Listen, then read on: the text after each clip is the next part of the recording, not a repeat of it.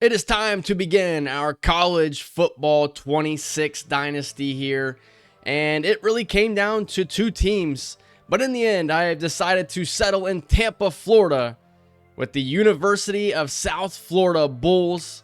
It was a difficult decision, and when I was narrowing down the teams, I looked at uniforms, I looked at the roster, I looked at what the conference patches would look like when you change conferences in the future. And it came down to Old Dominion and USF. In the end, USF is the choice. And they both fit what I want to do offensively, and that's a strong quarterback run game. Colton Joseph for Old Dominion has 86 speed. He is a sophomore. There's backups behind him that I really like. But overall, in the end, the reason that I chose USF is because they have a lot more seniors on their roster than Old Dominion. It's a team that on paper in year one looks like they're going to have a chance to compete and potentially put together a college football playoff roster. The only problem is they have a lot of seniors, and you're pretty much going to be moving on from everybody that will contribute in year one. We will talk about the roster a little bit more in a second. We have to get a couple other things out of the way and talk about a little bit more before we officially get this dynasty underway. Taking a look at the dynasty settings, we will be playing on Heisman. And the Coach XP speed setting is going to be on normal this season. Last year with Utah State, I had it on slower, and it was way too slow. So we'll put it on normal for this season. We will not have any pre-order bonuses. We'll play on 12-minute quarters with 15 Excel. The wear and tear I'm going to have at default for now. This is something that could change in the future. And the same for the transfer portal settings. I'll have those at default. And then auto progress players. That's something now you can do manual progression on your players. I'm going to not do that. I think that I like the auto progression because it progresses players in ways that you can't predict. And I think that's a little bit more realistic instead of going in and putting all of the points towards a player's speed. And now you have a bunch of 99 speed players. I don't like that. So we'll leave it on auto. No auto recruiting. The coach progression will not be on auto. That is manual. And I think from here, we can finally advance and select our team. We already talked about them. And it's going to be the 1.5 star USF Bulls. When I look at this roster, they probably shouldn't be a 1.5 star program. That's because the depth that they have behind a lot of these seniors is not very great.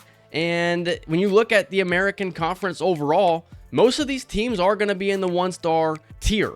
Navy, Army, and then you also have like Tulane's a little bit above as well. North Texas is a 2-star, but when you look at the overall, USF has the highest overall in the American to start out this season. That's what I said. I think this is a team that could potentially win the conference and go to the college football playoff after year one, but what happens after year one? And USF will be led by head coach Scott Flavors from the Utah State Dynasty. He unfortunately suffered a career-ending injury in that series, and he never played football again. He immediately went into coaching and has now found his way in Tampa to coach the USF Bulls. He's going to run a spread option. It's a custom playbook. Usually I would just stick with the team's default playbook for season one, but I felt that USF has the roster that allows me to run what I want to run. We'll run a 4-2-5 defense overall, with a pipeline of Southern California. Scott Flavors is from Calabasas. And Coach Flavors has lost a little bit of weight. He's no longer 295 pounds. He's 280. He's a buff dude. Let me know what you guys think of the head coach decision. I think it's going to be really fun playing with Scott Flavors out there. Of course, we had Jalen Clark in the Utah State Dynasty. Scott Flavors is coming over from the Utah State Dynasty to now lead USF. I thought it was the perfect decision, seeing as how he can't play football anymore. It was a career-ending injury. Instead, he went to coaching. So looking at USF's previous seasons from 2015 to 2017, they were a really solid team. In 2016 and 2017, winning the Birmingham Bowl back-to-back years with double-digit win seasons. And then it was struggling for 2020 through 2022, only winning 4 total games, but have now come back to win 7 games in each of their last 2 seasons. It's a team similar to Utah State when we took them over. They've had really good seasons, and then they've had really bad seasons. It's kind of been an up and down kind of team over the last couple of decades.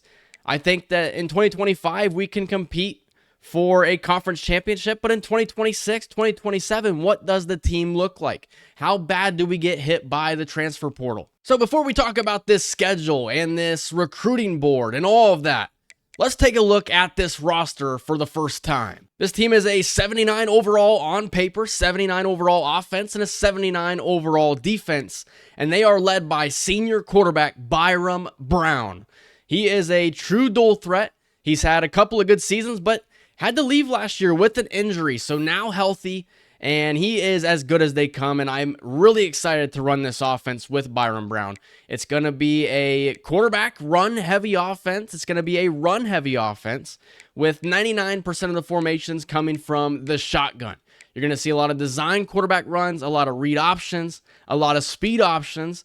But Byram Brown can throw the ball as well. The one thing about Byram Brown is he's going to be extremely difficult to replace. He is a senior. He's 6'3", 229 pounds. And when we look at the quarterback position behind him, it's not the greatest in the world. You also have senior quarterback Bryce Archie, who filled in for him last season and had 9 touchdowns and 10 interceptions. But you do have some young talent behind him in Lachlan Hewlett and Marcellus Tate. The only thing with Hewlett, he's slow. He doesn't fit exactly what I want to do offensively, so Tate would more than likely be the quarterback. Looking at the running back position, it's led by 3 seniors at the top. You have Cartavius Norton, a transfer, Sam Franklin, another senior, and Quan Powell.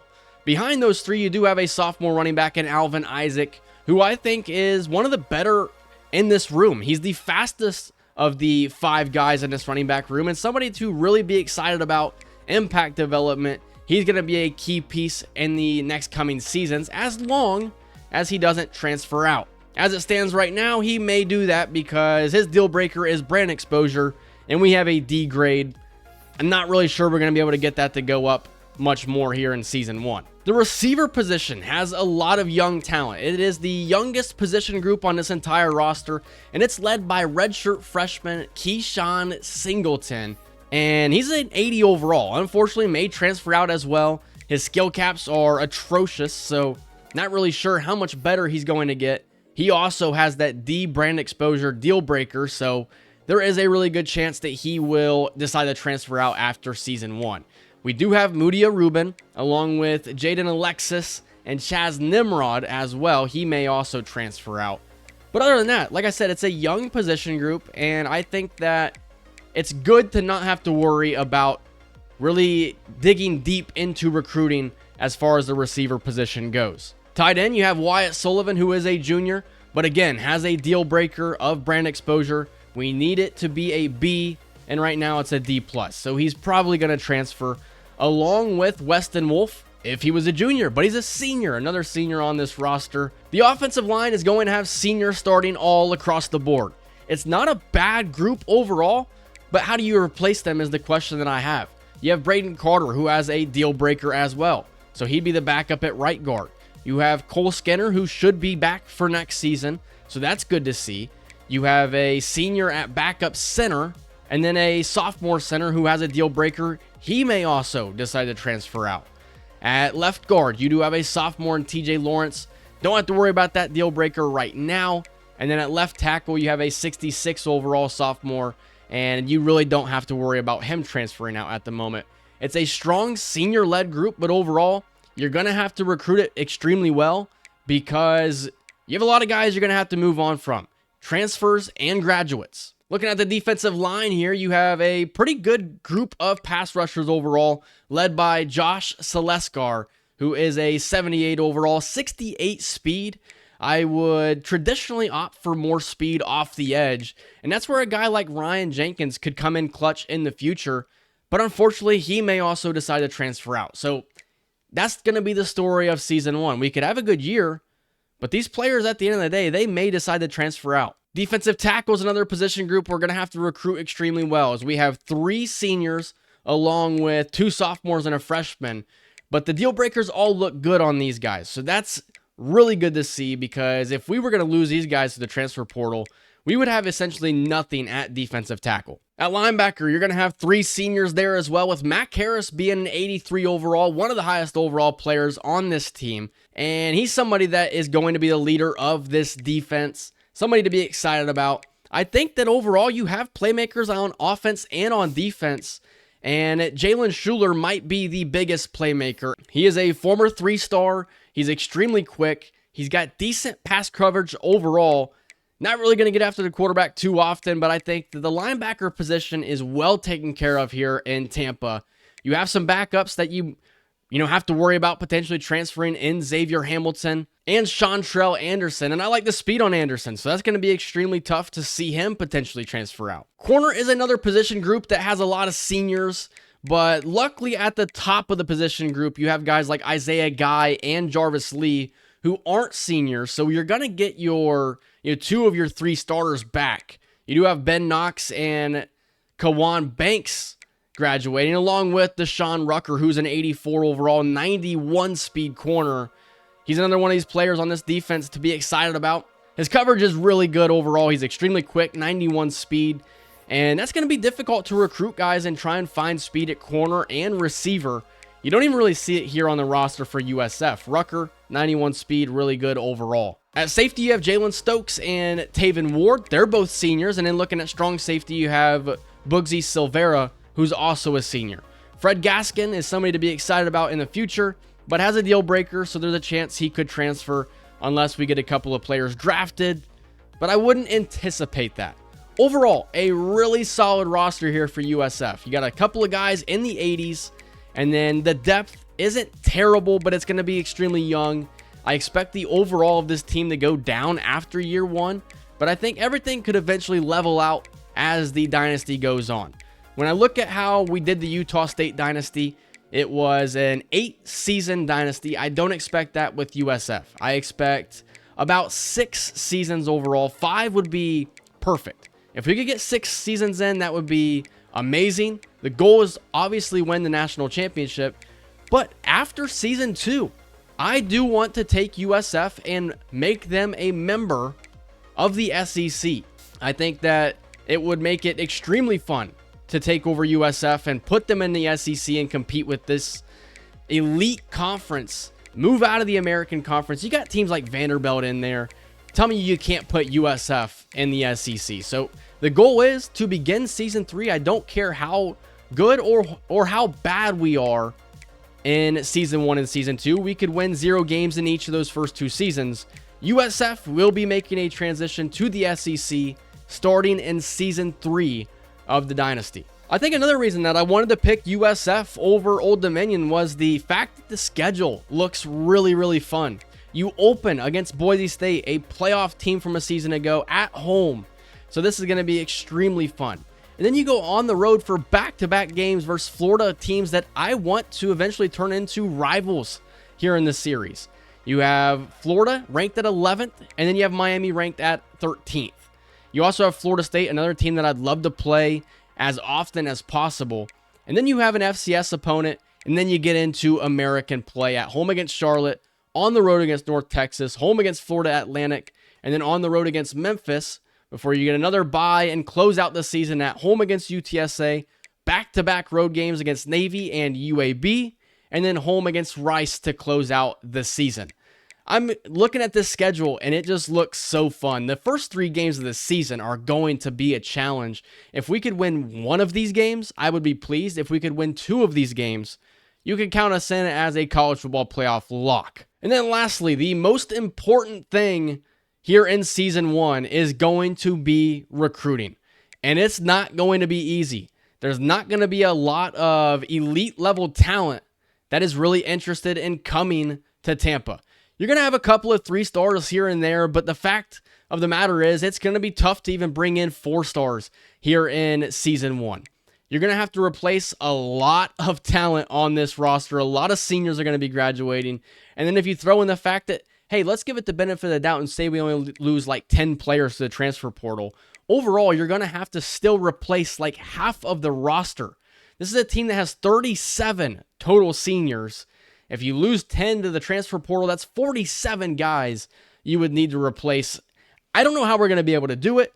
And that was the reason that I decided that I wanted to pick USF, is because what does the team look like after season one? I don't want to get so caught up on what does the team look like during season one. It's what does the team look like after season one, and that's what makes me excited about USF. Obviously, with the offensive scheme that we're going to be trying to run, we're going to be looking for dual threat quarterbacks, guys that can run, guys that have speed. If we're unable to find anything that I really like, you can always go the wide receiver route and pick a gadget player, because these gadget receivers do have the ability to throw the football. Overall, they'd be really bad, quarterbacks, because their accuracies would be terrible. Their throw power would probably be in the 70s. But worst case scenario, we could try and bring somebody like that in. But I'm going to fill out this board, and I will show you guys some players that I'm potentially excited about. So I have set our recruiting board here, and I can't lie, this is going to be extremely difficult. I've offered 33 scholarships, but I've only been able to really scout a couple of players, and that's because we're not going to have the hours to be able to do so. The most intriguing player that I have discovered is quarterback Darren Roth. He's the 22nd best quarterback. He's a dual threat from Bradenton, Florida, goes to the IMG Academy. He's 6'2", 201, and he looks like a beast. 95 throw power with 84 speed. This is the exact quarterback that I'm looking for. If there's one player that I have to go all in on, it is Darren Roth. He's somebody that I would be extremely excited to bring to Tampa. And then there's a couple other 4-stars. And Rashad Woodhead, who's an athlete power rusher. And he's actually interested. He's number 2 on our board. Then you have Darren Hill, another 4-star. He's also an edge rusher. He is interested. And then Tevin Harris is a Sam linebacker. Unfortunately, is a bust. I don't like the 78 speed, but his coverage is actually really good. 72 man coverage and 75 zone coverage for a linebacker is really, really solid. 77 tackles, 70 awareness as a freshman. The speed will get better. The strength at 78, play rec at 70. I think Tevin Harris is going to be better than what the gem suggests. The rest of it is kind of difficult because there's players that I'm interested in, but I don't know how we're going to be able to put together a strong offensive line. When I looked at the offensive linemen that were interested in us, they're not the greatest players in the world. There's a couple that I've identified that I really like, one of which is going to be guard Evan Cheeks. The name is a classic. He's a 646th best player. He is currently got us in the 3 spot. And then defensive tackle, there's a couple of guys I like. First is going to be a JUCO guy, 649th best player. And then Josh Gruber is the 514th best player from Middle Village, New York. Cornerback is another position where there's not the greatest players interested in us. We have Antonio Peppers and Lionel Bobo sitting there. And then Nate Madden at free safety and Trey Chosen, the chosen one, at strong safety. We do have one receiver that was interested, and that's Damian Turpin. And then Isaac Ebikadi is going to be the running back that we're going after here. But we have offered scholarships to pretty much everybody here. So we'll see how week 1 goes. If players move up, players move down, and then we can adjust from there. And I guess some of the positions that I've overlooked are these athletes. I kind of overlooked them a little bit. And then I also wasn't really playing my cards right.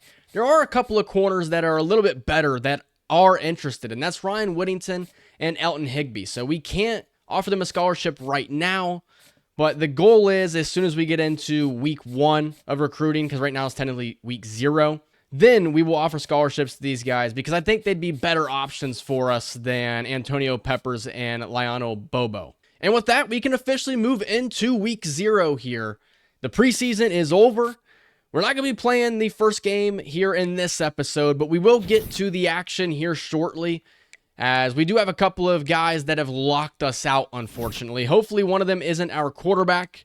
And here's our first look at the guys that could potentially transfer out. It's going to be heartbreaking when we end season 1. Hopefully we play well, but at the end of the day, we're going to have guys transfer out anyway. So it is what it is. So the first order of business is offering scholarships to Elton Higbee and Ryan Whittington. We have to get these guys some scholarship offers here because they're going to be a lot better than what we have to offer with the corners down here in Antonio Peppers and Bobo. And I do think there's a really strong chance that we would be able to bring these 2 players in. I'm just not really going to go after them as aggressively as I would Elton Higbee and Ryan Whittington. The goal in season 1 of recruiting is not to try and get all 37 seniors replaced by high school recruits, but at least bring in some competition along with some guys that we'll pick up in the transfer portal. If we only have a high school class of 20 guys, that's fine. We're just going to have to make up a lot of ground throughout the transfer portal. And one thing that does scare me here early on in recruiting is going to be the offensive line, because a lot of these players aren't the greatest in the world. They do scare me. You know, who knows what these guys will look like as we go through recruiting, but we need to bring in some tackles. So at the end of the day, we're going to have to go after some of these guys regardless. So for now, I think the easiest thing to do is Darren Roth is going to get 50 hours on him immediately. We're sending the house on Darren Roth. This is the one guy that we have to get. We're going to be battling teams like Miami and LSU and Tennessee.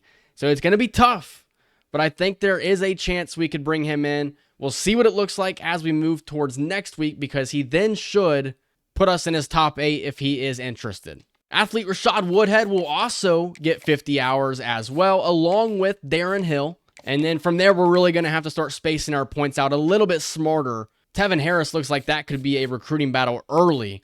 And I think I want to bring in as many 4-stars as possible, so that will be the final guy that we send the house on. And this is what we're going to do. We're going after 17 guys here. A lot of these guys are going to have 10 hours put on them. We have some that have 25 hours put on them. And then we have the top 4 guys, all 4-stars, getting 50 hours. I'm not sure if we're spacing this out the best way possible, but we'll find out more. There will be more clarity as the recruiting cycle goes on. And it's going to be tough. Only 400 hours here in season 1.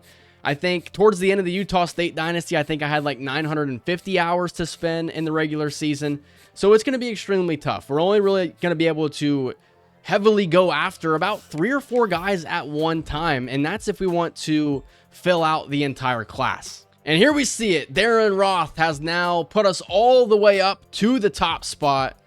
We're battling with Louisville here in this recruiting battle so far. We know that Darren Roth likes playing style. That's the #1 deal breaker for him. And so that's something we're going to have to monitor throughout the season. If he wants playing time, that would be really solid. If he wants to stay close to home, that would be really solid as well, as it would help us eventually hard sell to try and bring him in. So unfortunately, in the case of that playing style deal breaker, we would need to have high passing yards per game. And that's something that scares me, because that's not going to be the bread and butter of this team. And so therefore, Darren Roth may not really like what we have to offer if we're not putting up passing yards. So early on, it may be beneficial to us to look at other quarterbacks as well.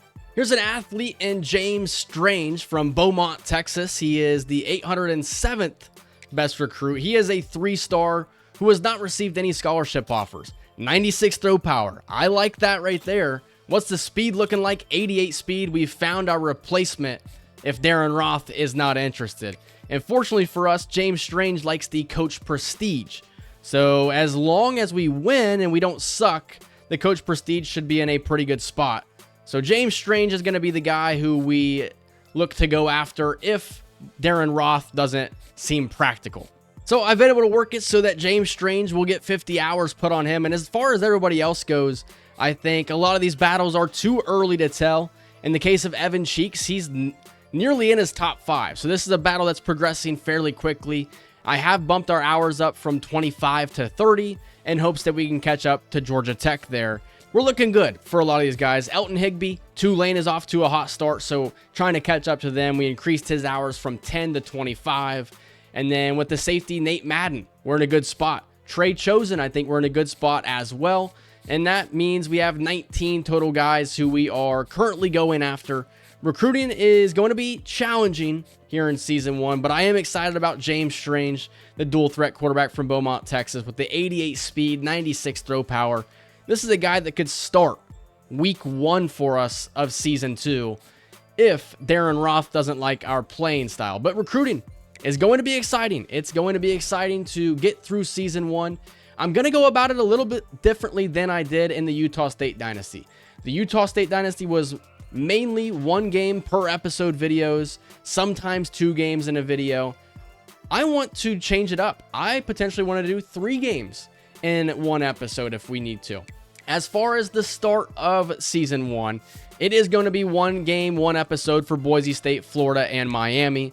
But after that, there's definitely a case that we could have 2 games for the FCS Southeast and then Charlotte, and then 2 for North Texas and Florida Atlantic, and then maybe even 3 for this stretch of games. I don't know how I want to do it yet. I just know that I don't want to play, I don't want to have 12 episodes per regular season. Some regular seasons, there may only be about 5 or 6 episodes because we're playing 2 games in every single episode. Because I don't know how often I'm going to be able to upload this series. I do want to make sure that when I do upload, you guys have enough content to satisfy what you guys are looking for. So stay tuned for the USF Dynasty. I'm excited to get this one underway. I hope you guys are looking forward to it, and I will see you guys in week 1 against the Boise State Broncos. Have a good day, everybody. See ya.